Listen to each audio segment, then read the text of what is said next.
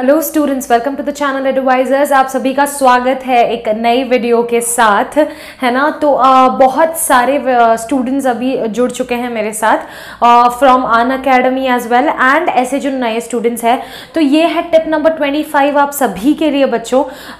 ये actually randomly आज मुझे क्लिक हुआ है, क्योंकि आप लोग तो मतलब टॉपिक्स कुछ दे नहीं रहे हो, not even in the comment section, not in my Telegram group. मैंने कितनी बार बोला भाई कुछ तो दो। मुझे अभी 3-4 टॉपिक्स मिले हैं, कुछ बच्चों ने सेंड किए हैं। I will definitely make the tips and I am just researching on that. उसमें से एक है how to study long answers, है ना। लॉन्ग आंसर्स को हम कैसे याद करके पढ़ सकते हैं, ऐसे एक टिप है जिसपे नेक्स्ट मैं बनाने वाली हूँ। So students, very very warm welcome to everyone जो भी अभी नए जुड़े हैं मेरे चैनल के साथ। आई नो अभी थोड़ा सा वीडियोस अपलोडिंग में थोड़ा सा डिले हो रहा है, बट आई एश्योर अभी से थोड़ा रेगुलर हम करेंगे, टिप्स भी आएंगे। 9th स्टैंडर्ड का न्यूमेरिकल्स एंड चैप्टर्स भी अपलोड होगा, don't worry about that. I want each and every one two just connect with me in the Telegram group, जो कि आपको डिस्क्रिप्शन बॉक्स में मिल जाएगा। 9th के लिए अलग है, 10th के लिए अलग है, ठीक है बच्चों। तो कुछ चीज़ें हैं और हम सारा डिस्कशन जो भी है, अगर मैं कहीं लाइव आ रही हूँ, है ना, जैसे कि मैं अनअकैडमी में लाइव आ रही हूँ, कोई चीज़ फ्री है, वो क्लास है ना, फ्री क्लास चल रही है, तो मैं अभी जैसे यूट्यूब की कम्युनिटी में अभी नहीं डाल रही हूँ, मैं डालूंगी फॉर श्योर। तो ये सब चीज़ें मैं टेलीग्राम ग्रुप में शेयर कर देती हूँ, तो वहाँ पे जितने बच्चे हैं उनके लिए ईजी हो जाता है। तो I request each and every one both for 9th and 10th standard, do join my Telegram group बच्चों। वहाँ पे हम एक कनेक्शन बना के रखते हैं। यूट्यूब में कम्युनिकेट करना is very difficult as such, तो इसके लिए, और वहां पे मतलब सारे बच्चों का कुछ डाउट्स भी होता है, तो वो भी क्लियर होता है, तो आपका भी क्लियर हो जाएगा। ये सब चीजें हैं, तो आप ज्वाइन कर सकते हो। नीचे लिंक दिया गया है, आपको बस क्लिक करना है। उससे पहले आपको टेलीग्राम का ऐप डाउनलोड करना है, ठीक है। तो ये तो हो गई कुछ एक्स्ट्रा बातें। तो मुझे बहुत मतलब आफ्टर मैनी डेज में ये टिप बना रही, तो मुझे तो अच्छा ही लग रहा है। तो एक्चुअली ये आज मैं अनअकैडमी में क्लास ले रही थी, 10th की फ्री क्लास चल रही थी, तो उसमें आई जस्ट रैंडमली मुझे लगा कि यार बच्चों को ये बड़ा प्रॉब्लम हो रहा है, ये चीज़ें मतलब क्वेश्चन आंसर लिखने में बड़ा दिक्कत हो रहा है। पढ़ लेते हैं, कंसेप्ट क्लियर कर लेते हैं, सब कुछ मैंने मतलब देखा आफ्टर एनालाइजिंग योर रिस्पॉन्सेज। अब जैसे तुम्हारा लाइव तो नहीं चल रहा, अब जो बच्चे मेरे साथ लाइव में कनेक्ट कर रहे हैं, देयर आई कैन है ना, मैं एनालाइज कर पा रही हूँ कि कितने आंसर्स कैसे कर रहे हैं बच्चे, तो दैट इज़ वेरी इंपॉर्टेंट।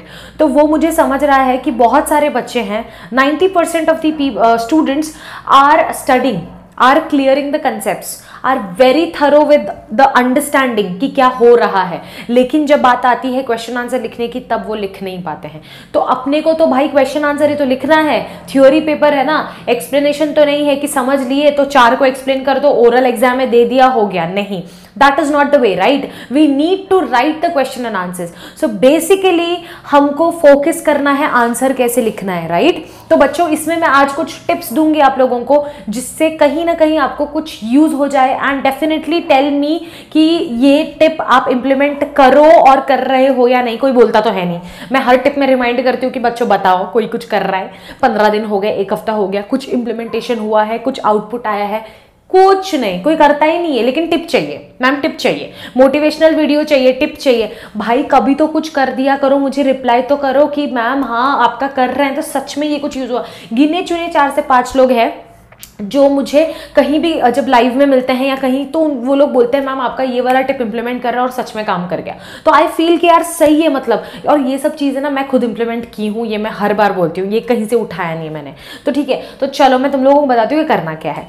सबसे पहली चीज़ बच्चों, कंसेप्ट क्लियर करते सब है, कर दो, तुम भी कर रहे हो, तुमको सब आता है। टेक एन एग्जाम्पल, कोई भी एक टॉपिक का एग्जाम्पल ले लो, अपने मन का एग्जाम्पल लो जो तुमको बहुत अच्छे से समझ में आया है आज तक। ये 9th और 10th दोनों के लिए है बराबर। तो अपने मन से एक एग्जाम्पल, एक टॉपिक लो, देखो ये टॉपिक मुझे आता ही है, आता है।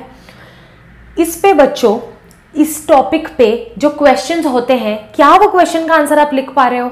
डेफिनेटली नहीं लिख पाते हो।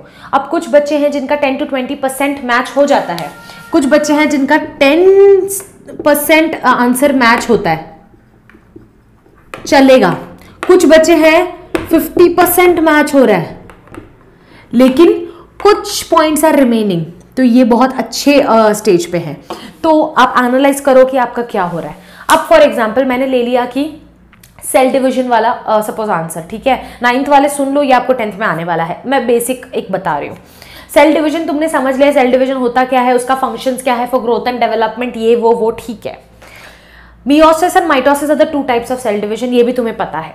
मियोसिस करता क्या है तुम्हें पता है, सभी को पता है। अभी खुद को आंसर करो, लाइव तो चल नहीं रहा है तो मैं सुन नहीं सकती, खुद को आंसर करो मियोसिस क्या है, खुद को आंसर करो माइटोसिस क्या है। अब मैं एक क्वेश्चन करूंगी कि why meiosis is takes place in the body cells, somatic cells, not in our reproductive cells. ये मैंने आज अनअकैडमी के क्लास में भी बच्चों को पूछा था, no one was able to answer this question and my question is very straightforward. मेरा क्वेश्चन है वाई मियोसिस, सॉरी मियोसिस नहीं माइटोसिस चलेगा, कोई भी वर्ड चलेगा, वाई मियोसिस इज यूज्ड और why meiosis takes place only in the reproductive cells not in the body cells. Either question, why mitosis takes place in the body cell not in the reproductive cells। Meiosis mitosis के बारे में आता है, cell division भी आता है, लेकिन ये क्वेश्चन आ गया, अरे यार ये क्या क्वेश्चन है भाई, ये तो बाहर का क्वेश्चन है, ये तो था नहीं, ऐसे करते हो। सिंपल सी बात है, हमें पता है मियोसिस में क्या होता है भाई, 46 का 23 हो जाता है, माइटोसिस में 46 का 46 क्रोमोसोम्स रहता है। जिसने मेरा लाइफ प्रोसेस वाला वीडियोस नहीं देखा है, डू चेक इट आउट भाई, बहुत मेहनत से बनाया है ना, तो तुम लोगों के लिए ही वो बनाया है, बट इतने व्यूज मेरे को अभी तक आए नहीं है life process part 1 chapter and part 2 chapter में। वो देखो बच्चों, सच में तुम्हारा सब डाउट्स क्लियर होगा, मैंने तो मैक्सिमम तरीके से सिंप्लीफाई कर दिया। तो इसमें करना क्या है, हमें पता है सिंपल से, आपको फर्स्ट पॉइंट लिखना है what is meiosis, what is mitosis. ये आपको ऐसा क्वेश्चन आता तो मैं बता रही हूँ कैसे लिखना है। फर्स्ट पॉइंट आपको लिखना है उनका डेफिनेशन, ये तो क्लियर है। सेकंड पॉइंट आप लिखोगे, आपको क्वेश्चन किया गया है कि why mitosis is used in the body cells but not in the reproductive, मतलब आपको ऐसे जस्टिफाई करना है कि क्यों रिप्रोडक्टिव में यूज नहीं हो रहा है। अब बच्चे क्या करेंगे, वाई इन बॉडी सेल्स वो ढूंढेंगे। अब एक तुमको क्वेश्चन किया है कि why mitosis is used in body cells but not in reproductive, तो कभी भी ना आंसर नॉट वाला क्वेश्चन करना बहुत इजी होता है ना।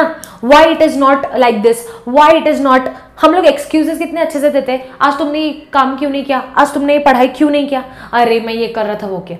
कोई अगर तुमको ये क्वेश्चन किया आज तुमने ये क्यों किया, तुम्हारे पास आंसर रहता है, नहीं रहता है। तो हमेशा ट्राई टू आंसर नॉट वाले क्वेश्चंस। अब एक ही क्वेश्चन में तुम्हारा नॉट वाला सेक्शन होगा, है ना, नॉट वाला होगा, उसके फ्लॉज क्या है, क्यों रिप्रोडक्टिव में वो यूज नहीं हो रहा है, तब समझता है अबे रिप्रोडक्टिव में अगर यूज हुआ तो वो 46 का 46 ही रहेगा ना, अगर रिप्रोडक्टिव में माइटोसिस होने लग गया तो 46 का 46 क्रोमोसोम्स रहेगा, तो मेल गैमेट में भी 46, फीमेल गैमेट में भी 46, दोनों फ्यूज होकर 92 क्रोमोसोम्स बनाएंगे भाई साहब। तो क्या होगा, human beings are not made up of 92 chromosomes, we are 46 chromosomes वाले, राइट। तो this is the reason mitosis is not used in reproductive cells. ये मैंने एक सिंपल सा एग्जाम्पल दिया है, आप ऐसे कोई भी क्वेश्चन उठाओ, जिस भी आप रेफरेंस बुक यूज कर रहे हो, कोई गाइड यूज कर रहा है, कोई क्या यूज कर रहा है, इट्स अप टू यू, ठीक है, आपको जो यूज करना है, लेकिन उसके लिए तुम आंसर के लिए उस बुक में मत देखो, उसमें क्वेश्चन देखो, ठीक है, कोई भी क्वेश्चन। अब सपोज कोई भी एक सिंपल सा टॉपिक मैंने ले लिया, suppose for an example 9th का पकड़ लो, कोई भी टॉपिक, ठीक है, क्रोमोसोम्स, टाइप्स ऑफ क्रोमोसोम्स पकड़ लो। तो बच्चों जब कंसेप्ट क्लियर होता है ना, तो मैंने जैसे बताया, मैंने हर एक टिप में बताया, सेल्फ नोट्स वाला टिप देखो भाई, सेल्फ नोट्स कैसे बनाना है इसका टिप बनाया है मैंने, साइंस 1 कैसे पढ़ना है इसका टिप बनाया है, साइंस 2 में क्या क्या ध्यान में रखना है इसका टिप बनाया है, और भी मैं बताती हूँ और क्या क्या बनाया है। और तो इसके लिए आपको क्या करना है, आपको जाके चेक करना है मेरा प्लेलिस्ट, राइट, यस और नो। मेरा प्लेलिस्ट आप चेक करो, 31 डेज 31 टिप्स वाला, उसमें आपको मिल जाएगा सब कुछ, लैंग्वेज में कैसे फोकस करें, मैथ्स को कैसे सुधारें, एंड मतलब है ना टाइम मैनेजमेंट कैसे करें, सुबह उठे कैसे, फोकस कैसे करें, इतना सारा टिप्स है। लेकिन लाइक्स ना, व्यूज तो है 300 लाइक्स ना 30 से ऊपर नहीं है, मतलब मुझे ऐसा लग रहा है कि शायद इट्स वेस्ट, किसी को यूज नहीं हो रहा है। तो प्लीज लेट मी नो भाई, मेरे टिप्स तुमको काम आ रहे हैं नहीं आ रहे हैं, ठीक है। तो this was my concern. Second thing बच्चों, ये चीज आप करना स्टार्ट कर दो, हर एक क्वेश्चन का पहले आप डेफिनेशन करोगे, हर एक क्वेश्चन का उसका वो है क्या, पहले वो बताओगे आप, उसके फंक्शंस बताओगे, फिर आओगे आप मेन क्वेश्चन पे कि पूछा क्या है। समझ में आ रहा है? This is called as introduction of your answer. पहले आपके 2 पॉइंट इंट्रोडक्शन होने चाहिए उस आंसर के। कोई भी क्वेश्चन आ जाए उसका इंट्रोडक्शन दो भाई, पहले वो है क्या, वो प्रोसेस क्या है या वो चीज क्या है, उसके बाद उसके कुछ फंक्शंस या यूजेस या एडवांटेजेस पे आओ, and then come to your question कि एग्जैक्टली उन्होंने बोला क्या है। अब पूछा है भाई what are the types of sexual reproduction, सब सीधा टाइप्स पे आते हैं। पहले बोलो असेक्सुअल रिप्रोडक्शन क्या है, फिर टाइप्स, उसके धीरे धीरे आओ एक एक पे। Are you all getting? और जैसे मैंने कहा है कि पॉइंट वाइज नोट्स बनाते चलो, तो आपका तो वो रेडी रहेगा, बस आपको इंग्लिश में इलैबोरेट करना है। तो बच्चों ऐसे मैं कुछ टिप्स और लेके आते रहूंगी, स्पेलिंग्स के ऊपर भी कुछ बनाती हूँ कुछ, मतलब ऐसे आप बोलो यार, आपको जो जो चाहिए बोलो। अपना 25 हो चुका है, अब 6 बाकी है, ठीक है? तो मुझे आप टॉपिक्स दो जो मुझे लगता है कि नहीं ये यूजफुल होगा, तो मैं डेफिनेटली बनाऊंगी, ठीक है? सो आई होप कि कुछ तो आज समझा होगा कि भाई करना क्या है, समझ में आ रहा है? तो जो आपको इजी लग रहा है ना, जो सेक्शन अभी नॉट वाला तुम सेक्शन इजीली आंसर कर सकते हो वो करो, ठीक है? उस पे लिखो, इसका ढूंढते मत बैठो, एंड जो पढ़ रहे हो वो अच्छे से समझ के पढ़ो, रटो मत, ठीक है? So I hope this tip was useful for you all. कहीं ना कहीं थोड़ा सा यू डेफिनेटली टेल मी कि आपको और क्या क्या चाहिए बच्चों, ठीक है? और अन अकेडमी पे मेरा 7 जनवरी से मेरा कोर्स शुरू हो रहा है for both 9th and 10th, जिसमें हम लोग फिजिक्स का करने वाले हैं। 10th स्टैंडर्ड के लिए मैं फिजिक्स के 3 चैप्टर्स उठा रही हूँ, gravitation, refraction of light and lenses. 9th के लिए reflection of light, sound and carbon वाला चैप्टर। तो ये 3 चैप्टर मेरे 7 जनवरी से शुरू हो रहे हैं अन अकेडमी पे। अगर किसी को ज्वाइन करना है then you can all join me there with the subscription of 2500 per month है, लेकिन इस पे अगर मेरा कोड यूज करते हो सपना 10 तो आपको ये 10% डिस्काउंट मिल जाएगा। समझ में आ रहा है? इसका 10% डिस्काउंट मिल जाएगा और आप दे सकते हो। तो इसमें क्या है, सारे सब्जेक्ट्स है, सारे सब्जेक्ट्स है, इंग्लिश, हिंदी, मराठी मीडियम सभी में सारे सब्जेक्ट्स हैं। बहुत सारे एजुकेटर्स है, you all can join there. वहां पे मैं रोज लाइव आती हूँ, तो वहां पे भी आप मुझे मिल सकते हो। एंड दैट्स ऑल, बस do join me here, do join me Unacademy. वहां पे भी उनके भी यूट्यूब चैनल में मेरा चलते रहता है लाइव सेशंस, तो वो भी देखिए। ऐप डाउनलोड कर दीजिए, फ्री के क्लासेस तो अटेंड कीजिए, तो आपको मजा आएगा, ठीक है? सो आई होप सो कि अच्छा लगा हो आपको, कहीं ना कहीं कुछ इंप्लीमेंटेशन आप करना शुरू करो। I will be making a detailed video on long answers को स्टडी कैसे करें, छोटे आंसर्स को भी कैसे स्टडी करें, एक डिटेल्ड वीडियो मैं जरूर बनाऊंगी। बाकी और कुछ आपको सजेशंस होगा तो please do let me know, okay? So till then take care everyone, bye, study करो, मजे करो।